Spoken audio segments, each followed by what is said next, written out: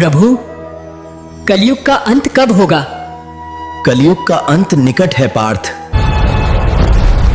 कल की पुराण और गरुड़ पुराण में ऐसी बातें लिखी गई हैं जो आपके रोंगटे खड़े कर सकती हैं। कलयुग के अंत की दृष्टि केवल कल्पना करने से ही मनुष्य का मन भय और आश्चर्य से भर सकता है। यह युग इतना भयावह होगा कि यह आपके दिल को झकझोर कर रख देगा। लेकिन यह कोई काल्पनिक कहानी नहीं, बल्कि हकीकत है। इन पवित्र ग्रंथों में लिखी गई बातें हमें आने वाले समय की भयंकर सच्चाई से अवगत कराती हैं। यही कारण है कि विद्वान अक्सर कहते हैं कि इन शास्त्रों का अध्ययन केवल आस्था का विषय नहीं, बल्कि चेतावनी है, ताकि हम वर्तमान में अपने आचरण को सुधार सकें। आज हम इन्हीं के बारे में विस्तार से जानेंगे और आपको बताएंगे।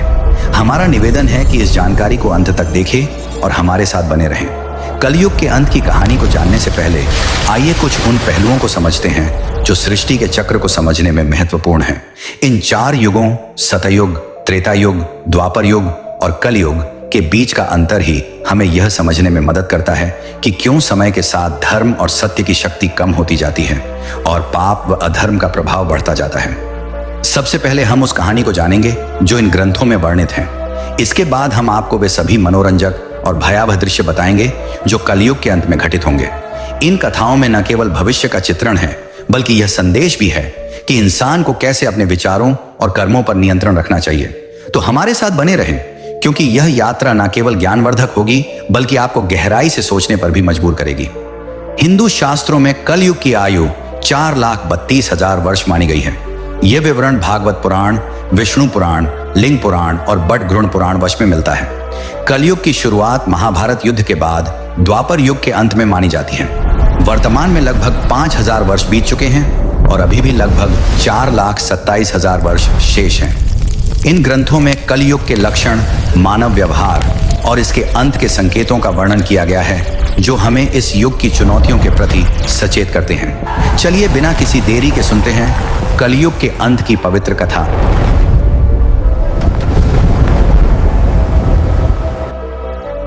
महाभारत के युद्ध की समाप्ति के पश्चात जब धर्मराज युधिष्ठिर हस्तिनापुर के सिंहासन पर आसीन हुए, उनके मन में सृष्टि के भविष्य को लेकर अनेक प्रश्न और चिंताएं उत्पन्न हुई। द्वापर युग अब समाप्ति की ओर था और कल युग के आगमन के संकेत स्पष्ट रूप से दिखाई देने लगे थे। युधिष्ठिर को यह भय सता रहा था कि आने वाले युग में मानव जीवन का स्वरूप क्या होगा, धर्म की स्थिति क्या रहेगी और सत्य का क्या हश्र होगा। उनके मन में यह भी प्रश्न उठ रहा था कि क्या आने वाले लोग धर्म और अधर्म में भेद कर पाएंगे या केवल मोह और लोभ में फंस जाएंगे। इस चिंता का समाधान पाने के लिए उन्होंने अपने चारों भाइयों भीम, अर्जुन, नकुल और सहदेव के साथ भगवान श्री कृष्ण से परामर्श करने का निश्चय किया। युधिष्ठिर ने अपने भाइयों को बुलाया। अर्जुन, जो हमेशा युद्ध के लिए तत्पर रहते थे, निश्चिंत स्वर में पूछा, हे बड़े भ्राता, आप इतने व्याकुल क्यों हैं? क्या किसी शत्रु ने हस्तिनापुर पर आक्रमण करने का दुस्साहस किया है? यदि ऐसा है तो आप आज्ञा दीजिए, मैं अभी जाकर उसका नाश कर दूंगा। युधिष्ठिर ने गहरी सांस लेते हुए कहा, हे अर्जुन, मैं तुम्हारे पराक्रम से भली भांति परिचित हूं। इस पृथ्वी पर कोई भी शत्रु इतना साहसी नहीं कि हस्तिनापुर पर आक्रमण का विचार भी करें। मेरी चिंता किसी बाहरी शत्रु से नहीं, बल्कि कलयुग के आगमन से है। मुझे यह भय सता रहा है कि आने वाले समय में मानव समाज किस दिशा में जाएगा, धर्म और सत्य की क्या स्थिति होगी। भीम, जो अपने बड़े भाई की हर चिंता में सहभागी होते थे, बोले, हे भैया, आपकी चिंता हमारे मन में भी भय और अनिश्चितता उत्पन्न कर रही है। कृपया हमें बताइए कि कौन सा संकट हमारे सामने है। युधिष्ठिर ने गंभीर स्वर में उत्तर दिया, हे भीम, तुम ठीक कहते हो, एक भयंकर संकट आने वाला है। मैं कलयुग के प्रभावों के बारे में सोचकर चिंतित हूं। इसलिए मैंने निश्चय किया है कि हमें द्वारिकाधीश श्री कृष्ण के पास जाना चाहिए।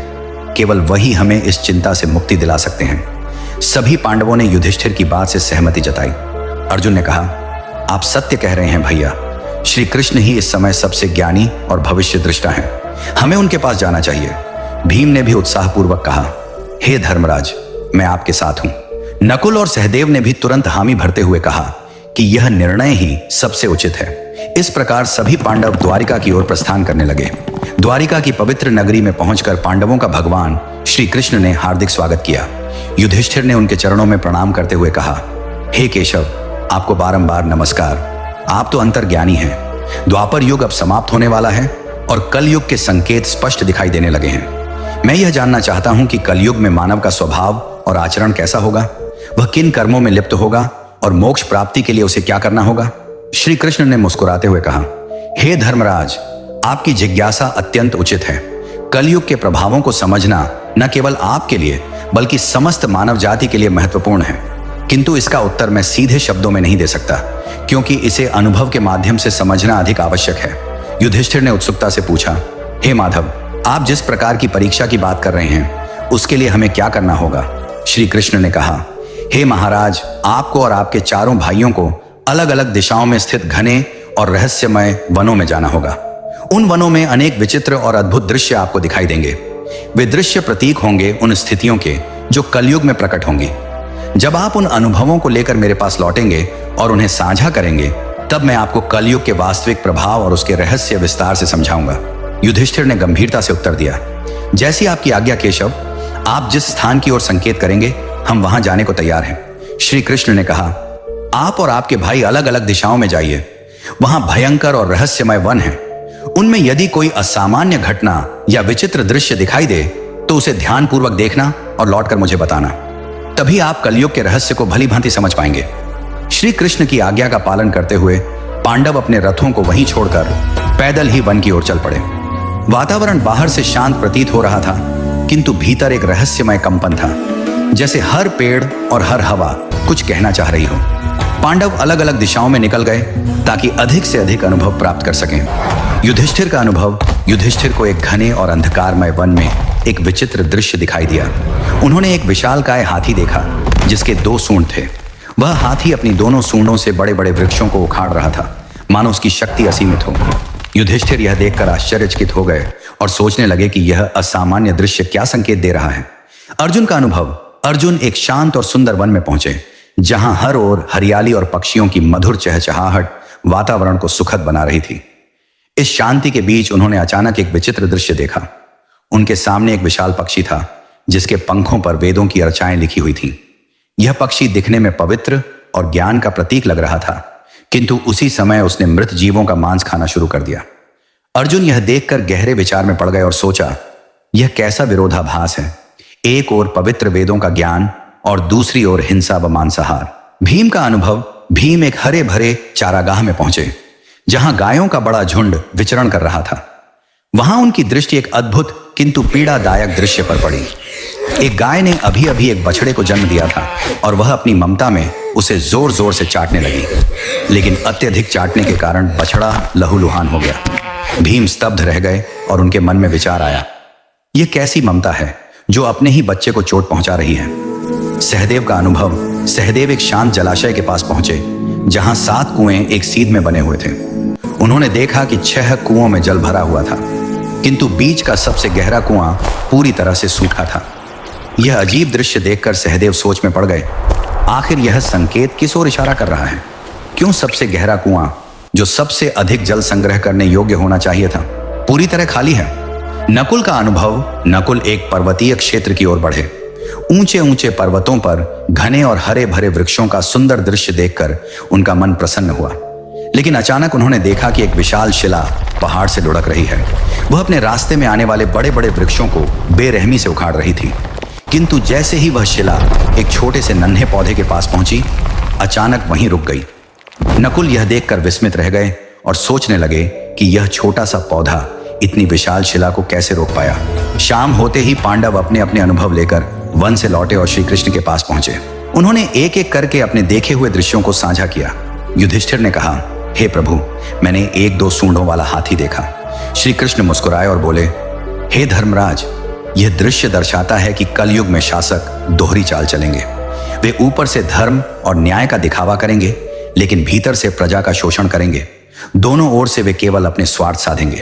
अर्जुन का अनुभव, अर्जुन ने कहा, प्रभु, मैंने एक पक्षी देखा जिसके पंखों पर वेदों की अर्चाएं लिखी थीं, किंतु वह मांस खा रहा था। श्री कृष्ण ने उत्तर दिया, हे अर्जुन, कलयुग में विद्वान और पंडित कहलाने वाले लोग ज्ञान तो रखेंगे, किंतु उनके हृदय पवित्र नहीं होंगे। वे वेदों और धर्म का प्रयोग केवल धन और प्रतिष्ठा पाने के लिए करेंगे। उनका आचरण ज्ञान के विपरीत होगा। भीम का अनुभव, भीम ने कहा, प्रभु, मैंने देखा कि एक गाय ने अपने बछड़े को इतना चाटा कि वह घायल हो गया। श्री कृष्ण ने कहा, हे भीम, कल युग में माता पिता का अति स्नेह बच्चों के लिए बंधन बन जाएगा। वे प्रेम तो देंगे, लेकिन वह प्रेम बच्चों को आत्मनिर्भर बनने से रोक देगा।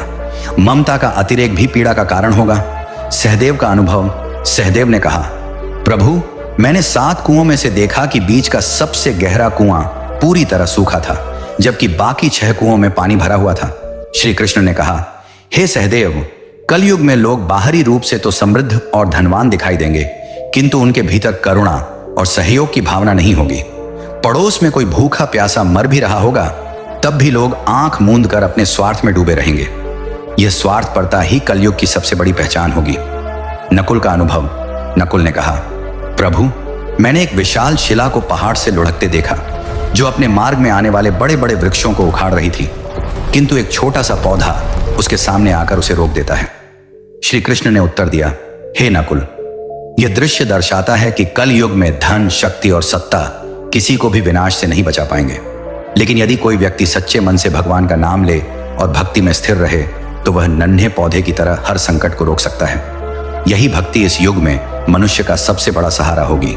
यह प्रसंग यही समाप्त होता है, लेकिन गरुड़ पुराण में एक प्रसंग आता है, जब गरुड़ जी ने भगवान विष्णु से प्रश्न किया, हे प्रभु, 4 युगों सतयुग, त्रेता युग, द्वापर युग और कलयुग में कलयुग को सबसे भयावह क्यों माना जाता है? इसके अंत के क्या संकेत होंगे और यह युग किस प्रकार समाप्त होगा? भगवान विष्णु ने उत्तर दिया, हे गरुड़, कलयुग में अधर्म, स्वार्थ और पाप का बोलबाला होगा। इसके अंत समय में कुछ विशेष संकेत प्रकट होंगे जो सृष्टि के विनाश की ओर संकेत करेंगे। आइए उन 5 प्रमुख संकेतों को समझते हैं। पहला संकेत, मानव आयु का ह्रास। कलयुग के अंतिम दौर में मनुष्य की आयु अत्यंत कम हो जाएगी। औसतन जीवन केवल 20 वर्षों तक सीमित रह जाएगा। लोग 12 वर्ष की आयु में ही वृद्धावस्था के लक्षण दिखाने लगेंगे। बाल सफेद हो जाएंगे, चेहरे झुर्रियों से भर जाएंगे और शरीर रोगों से ग्रस्त हो जाएगा। यह शारीरिक पतन केवल शरीर का ही नहीं, बल्कि मानव की जीवन शैली और नैतिकता के पतन का भी परिणाम होगा। लोग अस्वास्थ्यकर भोजन, अनियमित दिनचर्या और तनावपूर्ण जीवन के कारण शारीरिक और मानसिक रूप से कमजोर हो जाएंगे। स्त्रियां मात्र 8 से 9 वर्ष की आयु में ही संतान को जन्म देने लगेंगी, किंतु उनकी दुर्बलता इतनी होगी कि वे बच्चों का पालन पोषण ठीक से नहीं कर पाएंगी। बच्चे कुपोषण और कमजोरी से ग्रस्त होंगे, जिससे आने वाली पीढ़ियां लगातार अशक्त और रोगी बनती जाएंगी। इससे पारिवारिक और सामाजिक ढांचा पूरी तरह चरमरा जाएगा।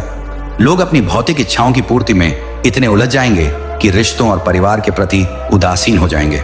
इस संकेत से स्पष्ट है कि कलयुग के अंतिम समय में मानव की शारीरिक और मानसिक शक्ति का पूर्ण ह्रास होगा। समाज में अव्यवस्था, अशांति और अराजकता बढ़ेगी। आपसी प्रेम और विश्वास टूट जाएगा और केवल स्वार्थ ही जीवन का आधार बनेगा। यह स्थिति हमें चेतावनी देती है कि यदि संतुलित जीवन शैली और नैतिकता का पालन न किया गया, तो आने वाली पीढ़ियां अंधकार में डूब जाएंगी। दूसरा संकेत, पतिव्रता स्त्रियों का लोभ। कलयुग के अंत में नैतिकता और धर्म का इतना अधिक पतन होगा कि पतिव्रता स्त्रियां लगभग लुप्त हो जाएंगी। एक स्त्री कई पुरुषों के साथ संबंध स्थापित करेगी, जो समाज में नैतिक पतन और पारिवारिक विघटन का सबसे बड़ा संकेत होगा। उस समय विवाह और रिश्तों की पवित्रता समाप्त हो जाएगी।